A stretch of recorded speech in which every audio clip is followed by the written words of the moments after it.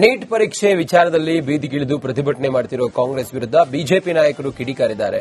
KPSC ಪರೀಕ್ಷೆಯಲ್ಲಿ ಸಾಲು ಸಾಲು ಹಗರಣ ನಡೆದಿದ್ದು ಅದಕ್ಕೆ ಮೌನವಾಗಿದ್ದು ನೀಟ್ ಪರೀಕ್ಷೆ ಮಾತ್ರ ಇವರ ಕಣ್ಣಿಗೆ ಕಾಣ್ತಾ ಇದೆ. ಇದು ಕಾಂಗ್ರೆಸ್ ಪಕ್ಷದ ದ್ವಂದ್ವ ನೀತಿ ಅಂತ ಆಕ್ರೋಶವನ್ನ ಹೊರಹಾಕಿದ್ದಾರೆ.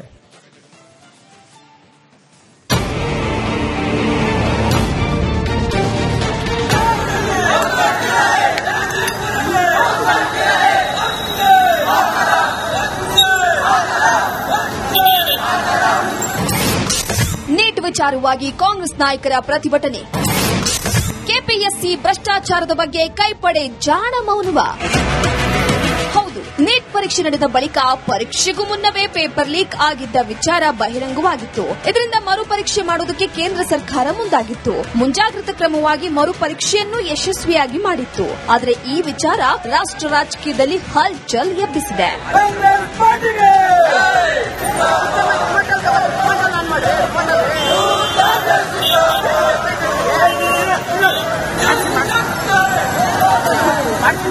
ನೀಟ್ ಪ್ರಶ್ನೆ ಪತ್ರಿಕೆ ಸೋರಿಕೆಯಿಂದ ಮಕ್ಕಳಿಗೆ ಅನಾನುಕೂಲವಾಗಿದ್ದು ಕೇಂದ್ರ ಸಚಿವ ಧರ್ಮೇಂದ್ರ ಪ್ರಧಾನ್ ರಾಜೀನಾಮೆಗೆ ಆಗ್ರಹಿಸಿ ದೇಶದಾದ್ಯಂತ ರಾಜೀನಾಮೆಗೆ ಪಟ್ಟು ಹಿಡಿದಿದ್ದಾರೆ. ಭಾನುವಾರ ಕೆಪಿಸಿಸಿ ಅಧ್ಯಕ್ಷ ಹರಿಪ್ರಸಾದ್ ನೇತೃತ್ವದಲ್ಲಿ ಪ್ರತಿಭಟನೆ ನಡೆದಿದ್ದು ಪ್ರಧಾನ್ ರಾಜೀನಾಮೆಗೆ ಆಗ್ರಹಿಸಿದ್ದಾರೆ.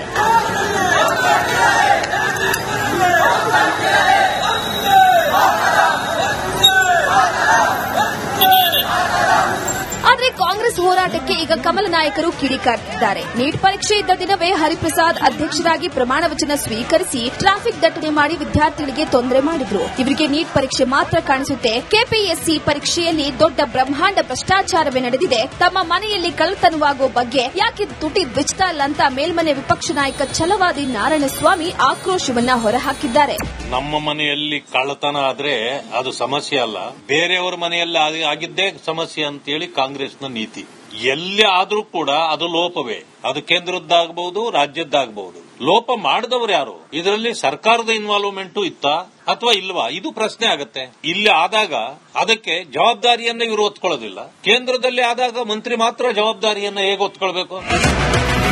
ಸದ್ಯ ಭ್ರಷ್ಟಾಚಾರದ ಅಡಿಯಲ್ಲಿ ರಾಜ್ಯಪಾಲರು ತಮ್ಮ ಅಧಿಕಾರ ಬಳಸಿ ಕೆಪಿಎಸ್ಸಿ ಅಧ್ಯಕ್ಷರಾಗಿದ್ದ ಶಿವಶಂಕರ್ ಸಾಹುಕಾರ್ ಅವರನ್ನ ಅಮಾನತು ಮಾಡಿದ್ದಾರೆ. ರಾಜ್ಯಪಾಲರು ಅಮಾನತು ಮಾಡಿದ್ದು ಹಿರಿಯರಿಗೆ ಚಾರ್ಜ್ ಕೊಡುವಂತಾಗಿದೆ.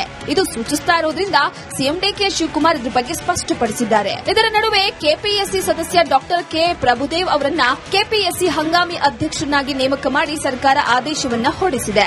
ಕೆಪಿಎಸ್ಸಿ ಗವರ್ನರ್ಗೆ ಬಿಟ್ಟಂತ ಆದೇಶ, ಗವರ್ನರ್ ಅವರು ಅನಾಮತ್ ಮಾಡುವ ಆದೇಶ ಮಾಡಿದ್ದಾರೆ. ಯಾರು ಹಿರಿಯರು ಇರ್ತಾರೆ ಅವ್ರಿಗೆ ಇಮಿಡಿಯೇಟ್ ಆಗಿ ಚಾರ್ಜ್ ಕೊಡಕ್ಕೆ ಈಗಾಗಲೇ ನಾನು ನಿರ್ದೇಶನವನ್ನು ಕೊಟ್ಟಿದ್ದೇನೆ.